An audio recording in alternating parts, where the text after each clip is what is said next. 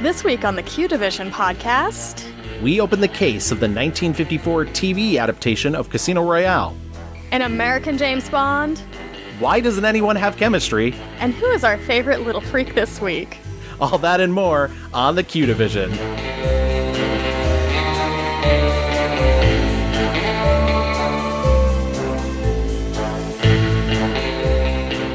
Hello, agents. Welcome back to the Q Division, a James Bond movie marathon. I am one of your hosts, Gavin, and I've seen all the James Bond movies. And I'm your other host, Chelsea, and I've seen one TV special and maybe random clips throughout life. That's true, because tonight is our very first episode, and we are talking not about one of the James Bond films, technically. We're talking about an episode of the TV show Climax from 1954, which was an adaptation of the first James Bond novel, Casino Royale. And what a name for that TV show, Climax! Climax. Exclamation point. Yeah, that's the thing, is you really gotta say it like very excited, like Climax.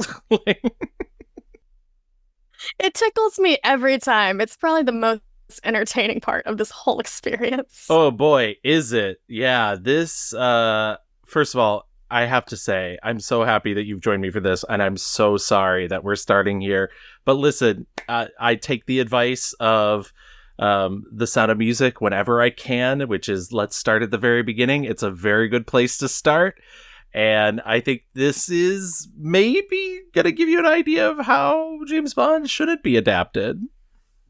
Yeah, we are Hilary Duff going back to the beginning, and boy, oh boy, did they make some choices for this first televised live adaptation. And I love classic TV. I've got old Betty White Life with Elizabeth on DVD. I love all that live 1950s TV. That's how most soap operas were done. But boy, oh boy. Yeah. I have some notes for this. They're going to go back in time and fix this. Before we get into it, I just have to say, just getting into our personal lives, this episode's not going to come out till much later, but I do want to say happy birthday to you, Chels, because you just turned a lovely, 22? We're going to go with 22. Spiritually, I am 185. Yeah. In actuality, I don't do math anymore. I'm too pretty for that. Yeah, well, of course. Why would you? I was recently asked if I remembered being 35, and I was just like, it was 4 billion years ago. I have no idea what that was like. No, there's been pandemoniums since. Exactly. Every day is a new week in the United States. Oh my God, every day is a new week in the United States. Oh boy. Hopefully, when this episode airs, we will find ourselves in better straits, but not straits. But definitely not straight. But, better places. But you never know. It truly is. It's day by day, hour by hour, minute by minute. And here. We felt every minute of it, just like we felt God. Every minute of this TV episode. Did we? Okay, we're going to go back and we're going to give just a small little history of Casino Royale. I did mention that it was the very first James Bond novel that was written by Ian Fleming. And essentially, Ian, I can call him Ian, we're good friends, so of course. Yeah. He was essentially really trying to get people interested in adapting this. And it just seemed like every time that he would get there, it would just fall through. It just was never going to work as a film. People really just didn't think it had the legs for film at the time. And instead, CBS comes to Ian Fleming and they're like, hey, why don't we take your novel and why don't we make a live TV play out of it, essentially. And Ian Fleming thinks to himself, great, finally somebody's interested. And he gets paid $1,000. $1,000 to give away the rights to Casino Royale for adjustment in 2023, just a year ago. That would be $11,346. And this is why the WGA went on strike last year. This is why, because wow, this is no money. Exactly. And listen, I understand maybe he needed it, but oh boy. That's a rough amount of money. They did hope to eventually sort of adapt James Bond later into a TV show. 4 years later, they come back to Ian Fleming and they're like, we're going to make a TV show out of this. They gave him 32 episodes to write, in which he did over a 2-year period of entire TV show starring the James Bond character. He agreed to write the outlines, and then nothing comes of the show at all. So what Fleming does is he takes 3 of those outlines, turns them into short stories, and puts them into the 1960 anthology For Your Eyes Only, along with 2 additional short stories. Because, baby, he's going to get paid. He's going to get paid for that work. But I want to talk specifically about this adaptation. It aired on October 21st, 1954. It was live on television, starring Barry Nelson as Secret Agent James Bond, who is often called Jimmy Bond by many of the characters within the film. Peter Lorre and as the antagonist, Le Chiffre. And the show itself was hosted by William Lundigan, who basically is just there to give like the sort of Rod Serling intro. The show was long forgotten until 1981 when a film historian, Jim Schoenberger, discovered a kinescope of it. For those of you in the audience who don't know what a kinescope is, oftentimes it was used as a way to sort of preserve TV shows for brief reruns or just archival purposes. It was not the best way to go about things. And so essentially a kinescope it's also known as telerecording in Britain. And it's literally them pointing a motion picture film camera at a video screen or monitor or TV essentially. And it's synchronized to the monitor's scanning rate. So you don't get that interference, but you do get kind of a blown out, glossy look to everything. The other funny thing is this was broadcast in color in 1954, and no color recording of it survives because the only thing is the kinescope, which was done in black and white. So that's the version that most people see. As I mentioned in the previous episode, if you want to play along at the home game, you're more than welcome to go watch this film. It is for free on YouTube in a not great copy. I believe there's a slightly restored version that is on the Casino Royale DVD, as you mentioned in the last episode, Chels. Yes, I did. And I kind of compared it. Like I brought up the YouTube version and the DVD version.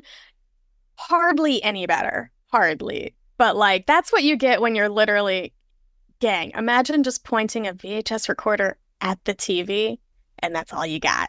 Yeah, exactly. You can't do anything with it, really. It's funny, just a tiny bit of TV history that doesn't really have to do with James Bond. Essentially, Lucy... I Love Lucy sort of invents the like non-kinescope version because they didn't do their show live. They did their show taped to film and then would edit those episodes and put them out. And that way they own the masters and could make money off of the repeats. And once that happened, the studios caught on and were like, oh, we should be doing less live things so we have an actual archival and we can do these straight to film episodes that we then own and can make money off of in the repeats. Lucille Ball, really, like, I used to teach a little TV history, but her name is all over it if you want to talk about just not only what was made, like creating the format, but also just business. She was such a shrewd businesswoman, and that's why I love her. So, again, if it wasn't for Lucille Ball, where's syndication TV at?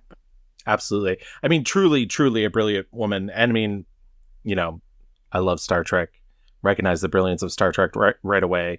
Like, yeah, there's so much TV history that wouldn't exist, especially in America, without Lucille Ball. Oh, yeah.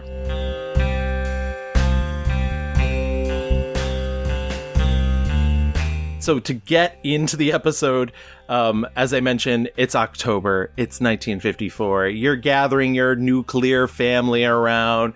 It's you and you're a straight white man and your wife, who is a straight white woman, and your 2.5 children, which, you know, of course, is a boy and a girl and a dog. And you're gathering around the TV to watch the broadcast of Casino Royale.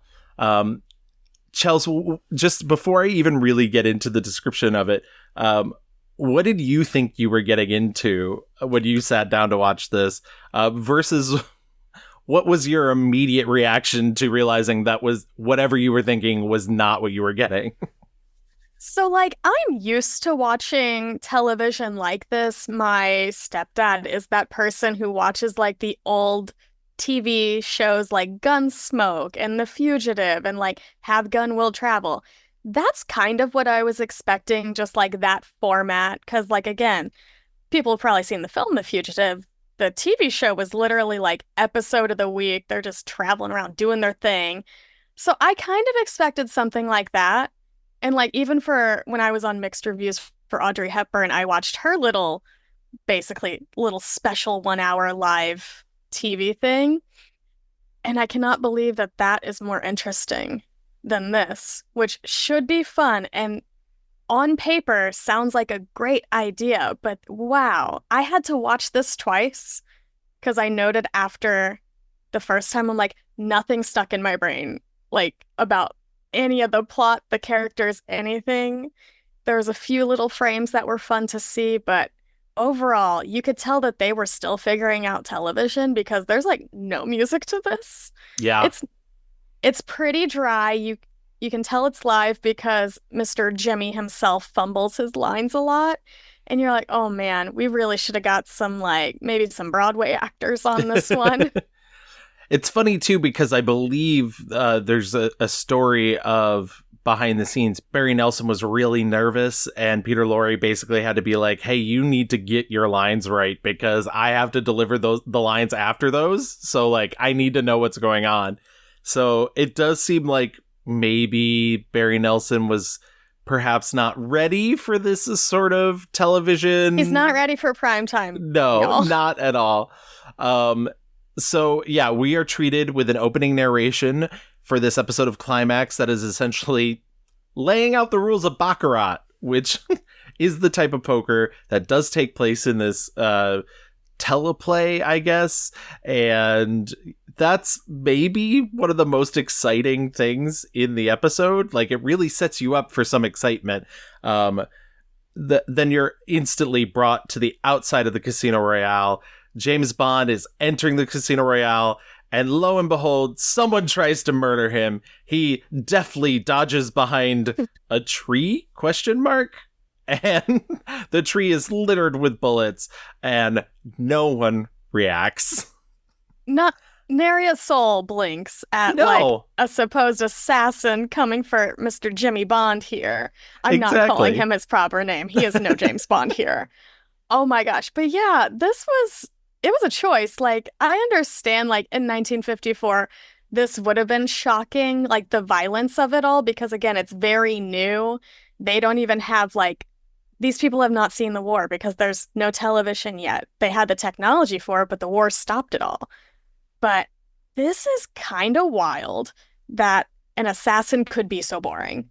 Yes, Like, and I thought that too, of the fact that, like, is this such commonplace occurrence that no, like, literally nobody's even like, hey, are you okay? Like, is that, and also it really does wonders for him, like, try to pass himself off as just a normal person entering the casino.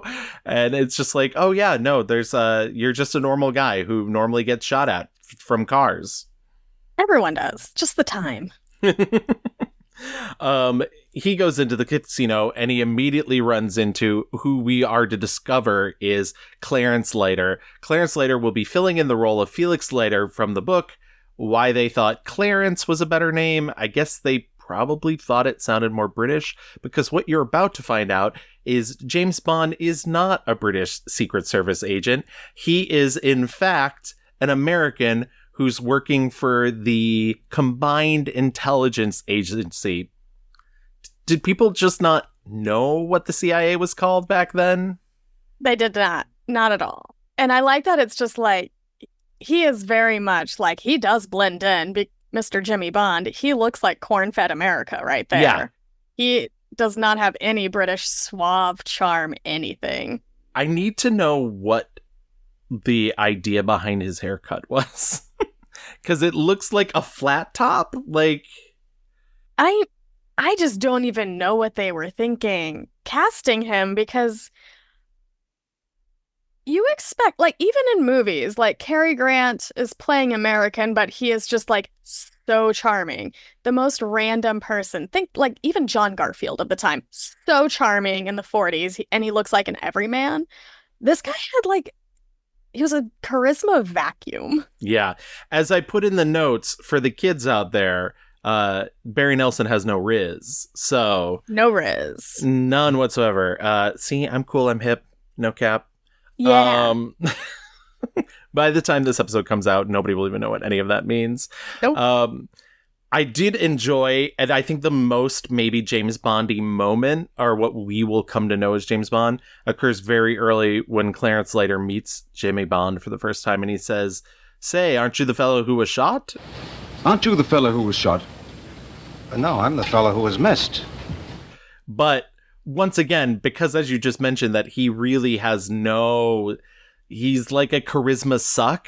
It doesn't come off like suave or cool. It's just like, okay, It's great. coming off as SNL cue cards. Yes, absolutely.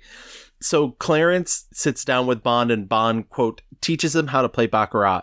And basically what's happening is Clarence is there to inform Bond that Le Chiffre is there, and they need Le Chiffre, who is a Soviet agent, to lose his money because he's a money man for the Soviet Union, and he's been gambling with more money than he actually has. And the reason Bond is there is so Le Chiffre will lose all of his money, and essentially they will take Le Chiffre off the table for them, so they don't have to even get their hands dirty. All of this occurs, like I said, as Clarence is receiving his quote-unquote Baccarat lesson. Bond is drinking scotch, because I guess that's what Americans do. And we are also, during this introduction of Le Chiffre, we get to learn that he is, besides being an irresponsible gambler, also prepared to kill. He carries 3 different razor blades, one in his hat, I believe, one elsewhere in his body, and one near his ankle. And these are quote unquote for slashing purposes.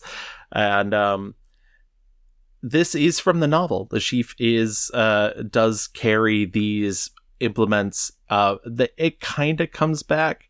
It feels like color in this version of like, they're like, he's a dangerous guy.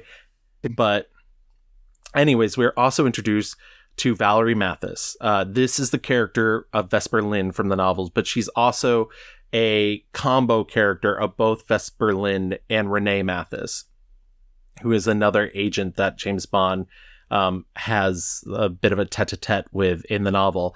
And I love the way that she's introduced to it, because she literally walks into frame and is like, "Do you remember me?"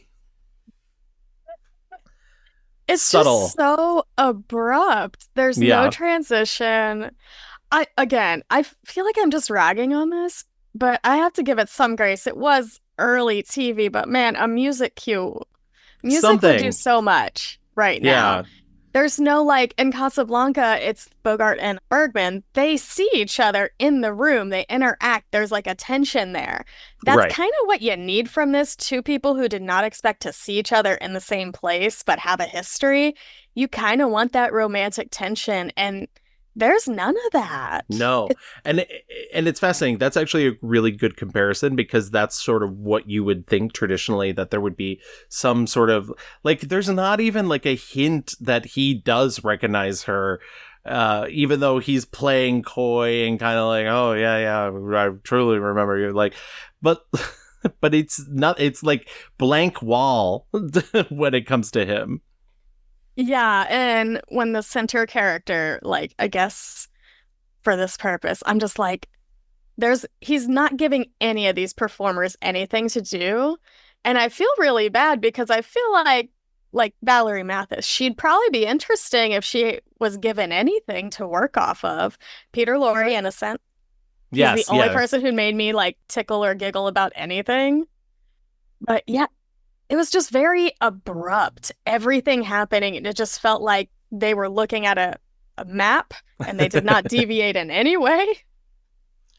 So you learn pretty quickly that Valerie Mathis is quote unquote an agent of Lashif. She's with Lashif in one way, shape, or form or another. But she does go back to Jimmy Bond's room with him. He goes up, turns up the music immediately because he knows that the room is bugged. This is one of the only time you actually get music in the episode, and it's not for scenic purposes. It's just to loudly play as they talk to each other. They kiss, but then they both make sure that they turn towards the camera to deliver their lines. Bond reveals he knows that Valerie's working for Lashif. She says she doesn't know about the room being bugged, and he's like, whatever, just say your lines as you're supposed to say them. He turns the music down, and she warns him not to play against Lashif, and that she knows he's a spy. Bum, bum, bum. So I guess that's supposed to be a great shock. I mean, that's Act 1. Yeah. Getting all of our conflict in early, I guess. It's funny. I think what's so interesting is that there's so much focus on the fact that, like, Bond and Valerie are in love, and it feels like they've spent no time to, once again, partially because they have no chemistry, but also for their backstory, it feels like they had like a fling at most. Yeah, I like the way you said that, and it was like a question mark at the end, just the tone of your voice, because again, he is girl give me nothing. Right. And all of this, you would have no idea that he's ever seen a woman before. and that's what, like, yeah, that it's, you don't get that they're like the love of each other's lives, but they're acting like, oh my God, everything. And I get that, like, you know, this is at most 55 minutes. It's a really tight, you got to hit those plot points. You got to hit them hard. You got to hit them quick. But I think, like, with maybe some amount of chemistry built between them, it would have worked. Yeah. But as it is, like, yeah, he's like seeing right through her. He's not focusing like in the moment in the scenes. It feels like he is trying to just remember his lines. I'm just like, this guy was in over his head. I feel bad for him. I guess rest in peace. Yeah, whatever. You know, afterlife, it happens. All right. He will kill you. Well, you've done your job well, Valerie. I hope he pays you well. We're back with Clarence Leiter, who is maybe the most charming character out of all of this. He's attempted, one of Lashif's men attempts to rob him, essentially. We've also set up that Lashif has in his, like, sort of henchman type people, has what will be your very first James Bond gadget, which is an umbrella that is actually a gun. Did you think you'd be getting a quote unquote gadget this early? And did you expect it not to be Bond's? I am a little shocked it wasn't Bond's. It's like, it's trying to give Penguin from like Batman Returns. It's not really serving that, but I do like that we had some form of proper gadget in this, because it really did need to add some sort of style. I feel like had they had more props that they could have used and dazzled people with, it'd be a little more fun to watch. But yeah, this was, I was craving any sort of like style or substance, and that was like, ooh, that's fun. I want one of those. It sort of lacks like stage magic, like every sort of bit of it, like, because it, like, each set is very much a set. It's all like three walls and the camera is one way. And even when you fill those sets, like especially the casino sets with people, it still has a very like, and we're cheating out to the audience quality about everything that they're doing. And I think had, you know, even, listen, I know we're many decades on now. We're almost a century later. Not quite, but you know, we're edging towards 75 years later, and what we expect is very different than what people expected from television back then. But I still feel like there just needs to be a little more entertainment value than what we're given. But I've watched a lot of TV from the 50s. They were able to give you entertainment value. Yes. You go back and watch like Betty White on a soundstage, just cracking up the whole time. And you're like, oh, there's something here. There's like a spark, there's a magic. And I think that's what this is lacking is the magic. It does just feel like a chapter in an anthology to where we just need to make content. This is the equivalent of making content. Yes, yeah, you're very much correct. And I've seen other live productions from the 1950s that were aired on television that also like look so much more impressive and are written in such a more interesting way. But you're correct. It does just feel like content. But anyways, as I was saying, Clarence Leiter, they attempt to rob him of the 35,000 francs that he is supposed to. Is it 35,000? I wrote 35 million. Does that seem right? Am I? Was it millions? I See, feel again, like I watched this twice yesterday. I should know. Regardless, Leiter is attempting to give this money to Bond for him to gamble against Le Chiffre, and they do try and steal it from him, but he's a more competent spy. He hasn't actually picked up the money yet, and he's like, oh yeah, go deliver it to my table. And then he's literally saved by the bell. There is a bell alarm that goes off, and he's just kind of like, oh, I'll see you in there, sucker. Bond receives a phone call warning him that if he wins, Valerie will die, which I think is not a twist for most people. I mean, if she's already hanging out with the villain doesn't want Bond to win. It's, one goes into the other. Bond sits down to play Baccarat. He loses all of his money almost immediately because once again, we gotta speed that clip along. But he receives an extra 35,000 and or million francs. I know there's a big difference between those dollars, but I feel like inflation's wild from the 50s. That's what we're going to blame this on. Exactly. Of course, Bond wins in the second round, and Le Chiffre's henchmen end up threatening him as Le Chiffre kind of tucks his tail between his legs and leaves the table. We get the gun umbrella again, or gun cane, I guess. But he just sort of knocks it away. And I was like, oh, okay, like some actual danger, right? And he's just kind of like, eh. Right. He gives the gun cane to Clarence Leiter and says, you put this in Scotland Yard's Black Museum, which is maybe the most like interesting thing, or it's like, oh, Scotland Yard has like a museum of like evil, nefarious things. And I was like, I want to see that play. I'm more interested That's in the what's Arkham Asylum we want to see. Yeah, exactly. I wrote that at this point, all the characters are so flat. There's almost no suspense at all. And like, these are very long, drawn out scenes. And for something that is only 50-ish minutes with credits, it should not feel this long. Like, I had to go lock my phone, like, away. I was, like, trying to pay attention so hard. You're like, and what's happening on TikTok? Honestly, somebody could make a TikTok adaptation using this script that would maybe be better, I think, at this point. Need some music, some sound effects. Maybe, they're going to have a brat girl summer. Let's let that happen. Let's let Peter Lorre have a brat girl summer because he's the only one giving anything. I was going to say if someone needs to, it's certainly him. We're going to get to him. I want to talk to him about him after this, or after we finish up the plot description. Valerie is revealed herself to be a French secret agent. Gasp. And then knowing that, she also is a secret agent, Le Chiffre is able to get her and James Bond and tie them up in a room. Literally kind of just knocks James Bond down to the ground. It's pretty sad. So Le Chiffre tortures Bond in what is not really shown, and it's kind of funny. Like I actually did kind of like, it's one of the few like things that I was like, this makes sense to me, it being 1954. And knowing how I told you Le Chiffre tortures Bond in the book, which is literally beating his genitals with a carpet beater.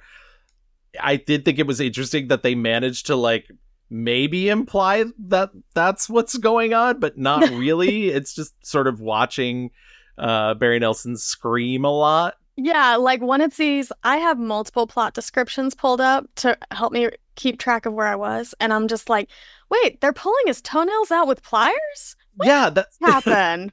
And I'm like, I know they wouldn't be able to show this violence and stuff, but yeah, he's literally in a bathtub as all this is happening. So you really don't know what's going on. Exactly. And to me, that was maybe like that. It was like, oh, what is happening? Um, but essentially, they tie Bond back up, they tie Valerie up, and Bond is able to escape, basically just through brute force. He beats up his guard in what is like one of the worst stagecraft fights I've ever seen at anything. Just kind of, he fires a gun and hits Lashif in the shoulder off camera. There's just yes, it's all in a room off camera because exactly. I watched it happen. I'm like, oh yeah, they can't show this. Right. Somebody's shooting some blanks off in the room next door. So Bond and Lashif literally wander to chairs and menacingly sit across from each other. Bond has Lashif at gunpoint. Are you going to kill him, Jimmy? Yes, why don't you, huh? Be fair, Mr. Bond. It's all in a game. We're both gamblers. And I've lost. Jimmy. Give me the check. Huh? Go on. Call the police.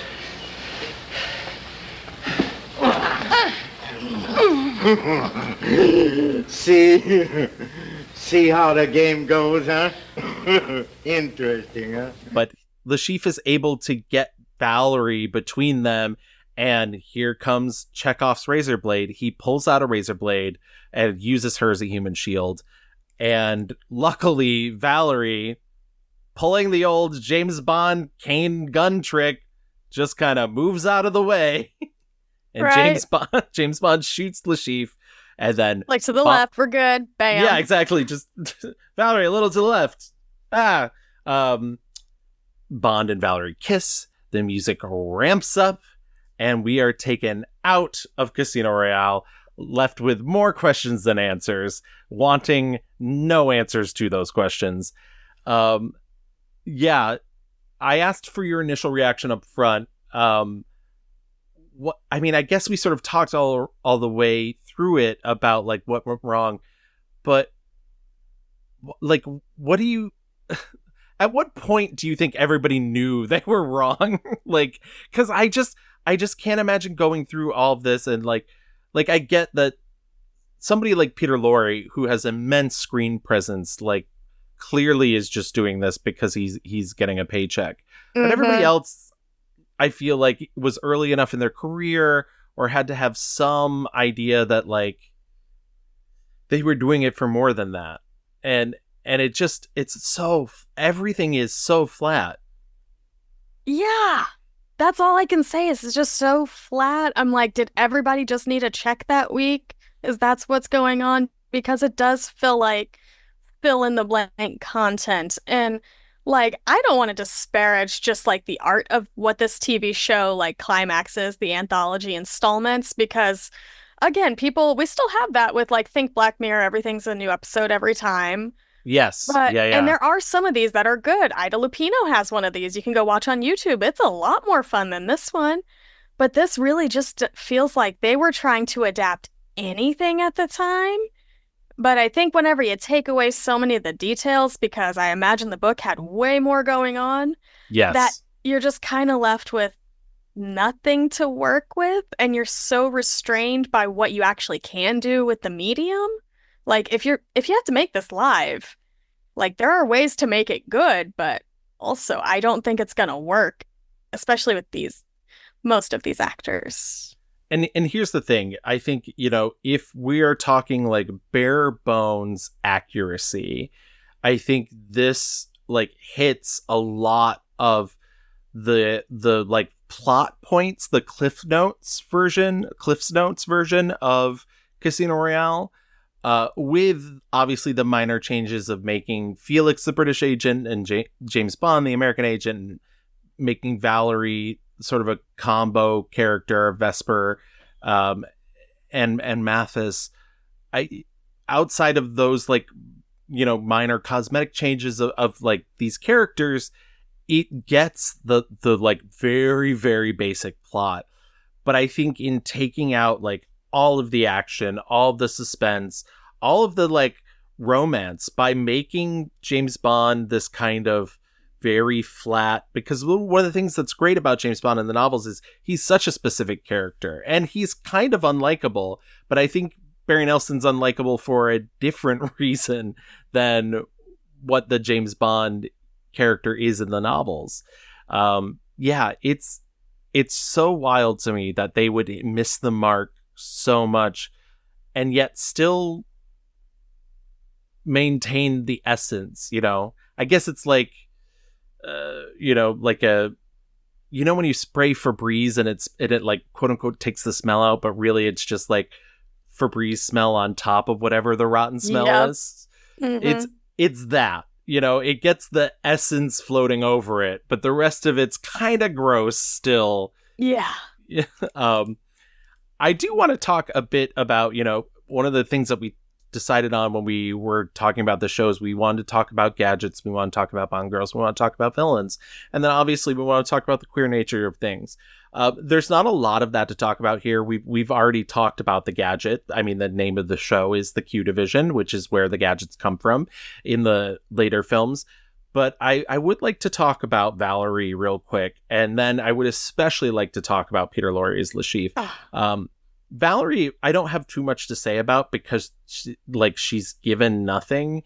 But do you think that since they decided to combine her character with another secret agent, that they've somehow managed to even give her less to do than, once again, you don't have a frame of reference for this. You've never seen the other full-on Casino Royales, but it feels like by being like, oh, we have this really interesting James Bond female character from the novels, and we have this other really interesting agent character, yet somehow we can't make them work as one character. I mean, and maybe that's just a too much of a big thing question, but like, what are your thoughts about Valerie Mathis? Like, what is she there to do? She's there to be the woman in something, and that's something that we still deal with in a lot of films today. Oh, you gotta have a woman. She's probably the love interest. She's not gonna have much to do. But I think whenever you're trying to smush together two characters and you only have a bare minimum amount of time, none of it's gonna gel because she's essentially there to be kind of a damsel, kind of like give him the cigarette case to get the razor blade out, and that's it. Like, she's there to be like the hostage, the person to be saved. Like, we're told she's an agent. That has no bearing on the plot. Like, you could take out her being a French agent and it has nothing to do with it. Like, it doesn't change the story. That's sort of what I don't understand by making her a composite character with Mathis, because I guess it's giving her a reason to exist in the realm of Le Chiffre as to like why she would be amongst his like cadre of henchmen, his like entourage of all men, basically. And also, she doesn't seem to be having a sexual or romantic relationship with Le Chiffre. She's just kind of hanging out. You see, Valerie, we have a microphone in Bond's room. You were once so close to him. I just wanted to make sure about your present feelings. Oh, but you came through magnificently. Any suspicions I might have had were quite unfounded. I did all you asked. Admirably. Perhaps even a little more. Yeah, like, we don't know anything about what her mission actually is because it just seems like she's colliding in on this other person's. And it's like, is she like the person that is supposed to be like seducing him to get information, which is another thing you would expect from a character like this, especially an agent? Or what's going on with her? What's the point? And I think there is no point. And even I thought to myself, like, it's very clear going in that Le Chiffre knew James Bond as an agent. He knew this agent was coming after him. And so I thought perhaps maybe he knew this woman had this previous relationship with James Bond, and that way he could use that to his advantage. But it almost feels, because we're not given any sort of backstory, we're not given any sort of idea as to who she is or her connection to Lashif, like, it just seems coincidental. It seems like happenstance that he had spent a summer with her previously, and then, you know, Lashif's like, oh, great, like, you're here. I guess I can send you to seduce him. But also, it doesn't seem like her bit is to seduce him either, because when she comes back to Lashif's room after she's been with James Bond, and she's basically delivered the message that, like, he knows you're a spy, don't win. Lashif's like, I had to, test your loyalty. And it's like, okay, well then, so it wasn't even about seducing James Bond. It was just, like, Lashif could have threatened him himself. I don't. Yeah. I feel like it's just like the formula of it all is already there, because again, if there is a Bond girl in every book, I'm assuming that people, had they read the book, they probably want a character like that there. I imagine they just threw together the two names because they liked the names slightly different. That's what I'm feeling, because I don't think they're taking anything from a character. And I feel bad for the actress, because I imagine she could probably do something if given it. She actually said her lines and didn't stumble over them every single time. I was going to say, like, I didn't actually mind her. Linda Christian. Yeah. And I thought she was both beautiful. She had some presence. Unfortunately, she was acting opposite, a stick of wood. Oh. But, like, I've seen people give better performances. I've seen better performances from the proverbial, like, tennis ball on a stick than I saw from Barry Nelson. All right, then I want to move on to Lashif. Peter Lorre, very famous actor at this point, certainly the most famous member of this cast. Oh, the light of my life. I took a picture of him with his little gun. I love him. He's so good. I don't really know what to make of Lashif in terms of, like, Lashif as a character is perhaps not necessarily like a queer-coded character in the novels. I do want to just mention real quick, like, a brief sort of description of him that's given in Casino Royale. This is in Ian Fleming's own words. And just to mention again, like we mentioned last week, Ian Fleming writes in a very sort of reporterly manner, which is sort of what makes his writing so accessible for most people. He writes like a journalist. So these are very short sentences. They're very clipped. About Lashif, he says, height 1.73 m, weight 114.3 kg, complexion very pale, clean shaven, hair red brown, ambrose, eyes very dark brown with white showing all around, iris, small, rather feminine mouth, false teeth of expensive quality, ears small with large lobes, indicating some Jewish blood. Great, Ian, thanks. Hands small, well tended, hirsute, feet small. Racially, subject is a mixture of Mediterranean with Prussian or Polish strains. Dresses well and meticulously, generally in dark double-breasted suits. Smokes incessantly. He does go on to say that his voice is soft and even, bilingual in French and English, good German, traces of Marseille accent, smiles infrequently, does not laugh, habits, mostly expensive, but discreet, large sexual appetites, flagellant, expert driver of fast cars. I love that he feels the need to put in that he's, like, into whipping and into, like, whipping himself. Flagellant, large sexual appetites. I do also want to bring up, there is a large history of queer coding villains, and a lot of that comes from, especially in the earlier parts of the 20th century, Hollywood had a Hays Code that wouldn't allow them to show certain things on screen. So if you were to present a queer or a homosexual character, they had to be a villain. And so you get a lot of queer coding in villains. I think what's interesting in this version of Casino Royale, Peter Lorre very famously does play a gay character in The Maltese Falcon, which I found like a not so contemporary review that mentions this at one point, that he's like coded as a homosexual, but it's great because he doesn't show off any homosexual tendencies. I was like, okay. But I think what Peter Lorre is doing here is, and perhaps I'm reading too much into it, is because he doesn't have a ton to play with, and because he's clearly has no chemistry with Valerie, he's playing his like tit for tat with James Bond almost as like, I'm gonna generate some chemistry with you, and like, you're clearly the object of my desire in this point in time because you're the person who can stop me. How did you feel about Peter Lorre's portrayal of Le Chiffre?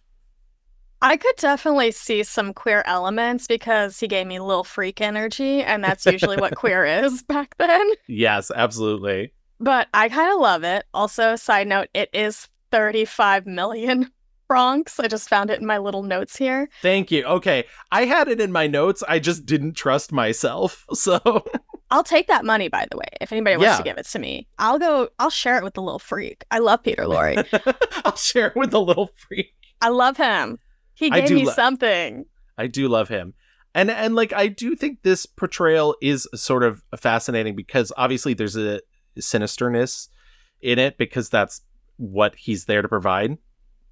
But I like that he's the most, even outside of his lines, even just in his like movements and whatnot, it seems to be obsessed with Bond. It seems to be like, okay, like, let's play cards, and like he's like generating the most amount of romance. Exactly. Like he's the one person actually playing and not just responding to lines with his next line. He's giving you character. You can see him paying attention. Even though his scene partners are fumbling lines, he's the one like really giving you something, being interesting, giving you a look. And I'm just like, he deserves so much more. He deserved a real movie, a better movie, get to be a villain. Because also, we've seen him like in classic films be a like dirtbag villain, and he's so good at it. So I'm just thankful he was in this movie to give me something to hold on to. I support him. Be gay, do crime. Yes, absolutely.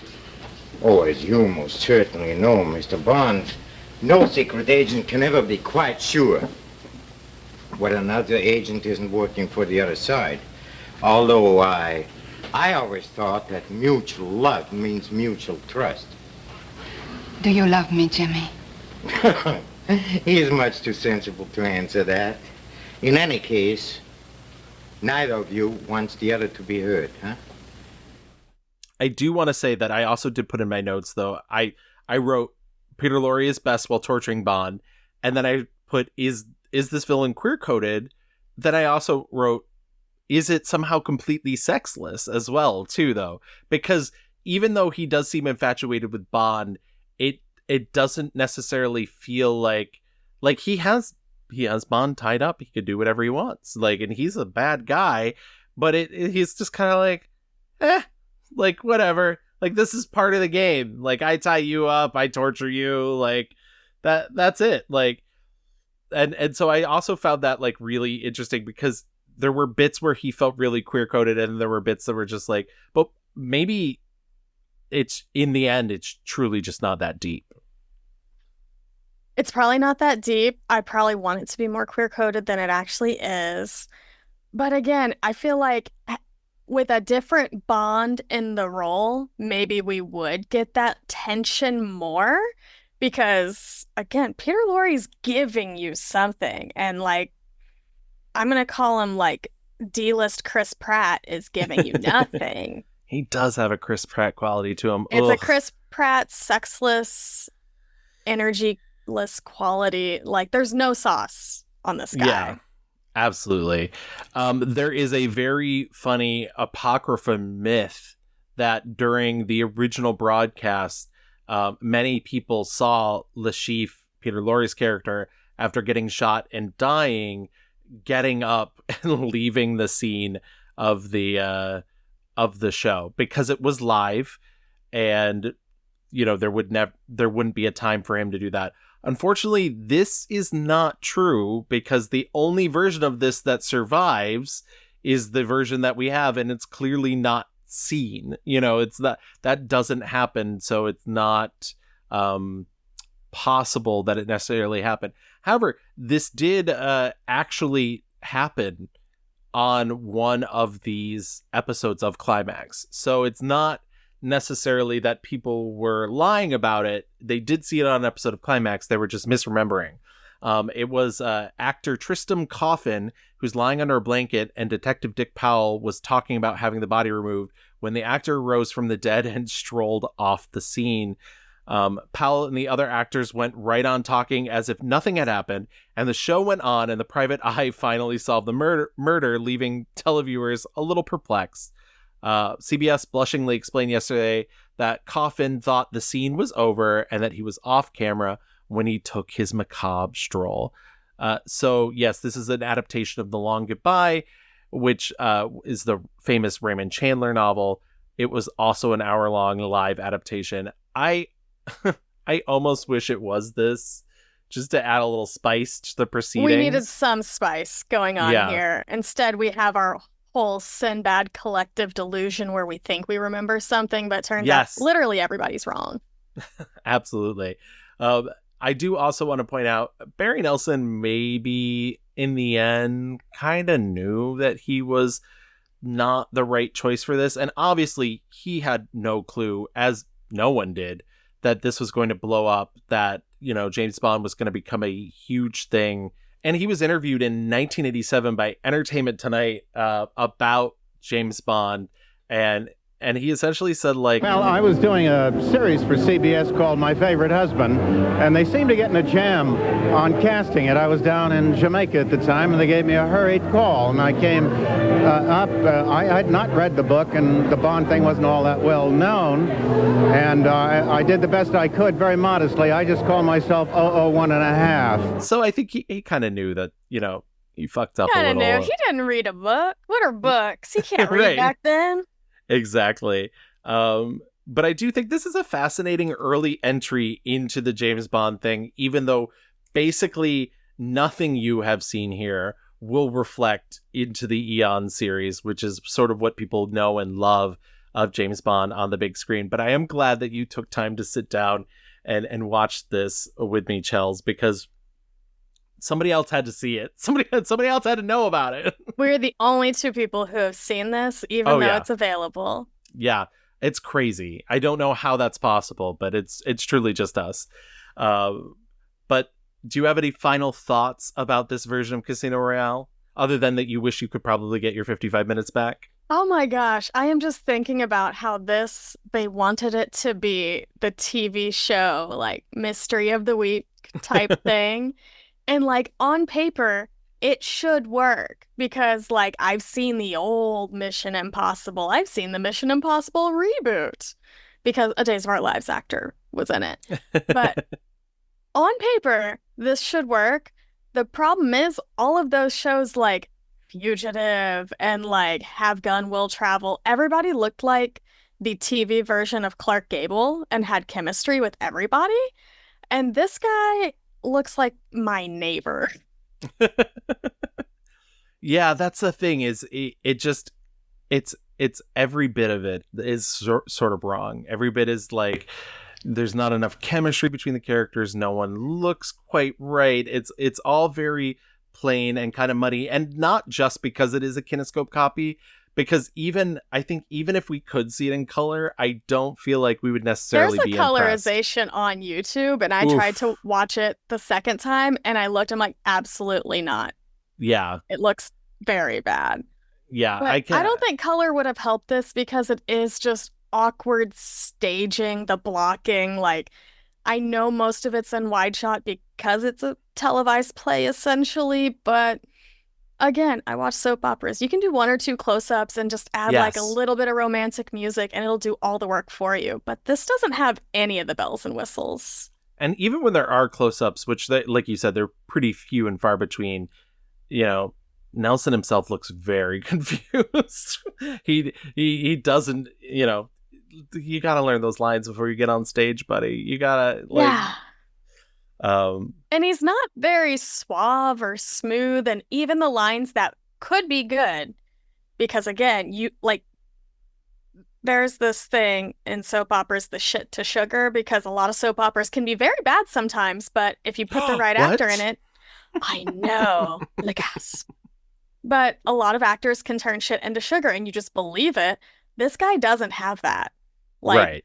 you can watch Kim Zimmer from Guiding Light. She is the queen of shit to sugar because she played a cloned version of herself. She is like jumping out of airplanes. She doing all the wild stuff.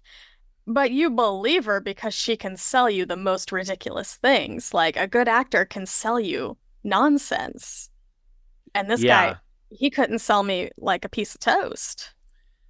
Yeah, he's just all wrong. It's literally just it's the worst of all worlds, unfortunately. And I mean, it's lucky that they get it out of their system pretty early Right. on. But man, oh man, I mean, he really should have waited for a bigger paycheck. He really should have.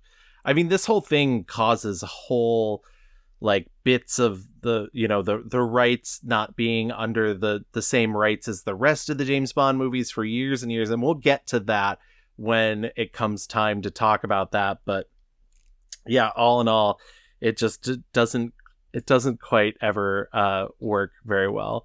But yeah, I think that's case closed on the original Case closed. 1950. Absolutely. I think we've talked about it enough. We're going to file that back into the files. And I just want to thank everybody for joining us. If you want to contact us, you can always find us online at QDivisionPod. On Twitter, you can always email us at qdivisionpod@gmail.com. And you can always find us on Instagram at QDivisionPod. I just tried to streamline the names across all formats. Synergy. Synergy, exactly. And we will be back next month, finally diving into the first Eon film production, a little movie called Dr. No. A real movie. Until next time, agents, hopefully we've left you shaken and not stirred.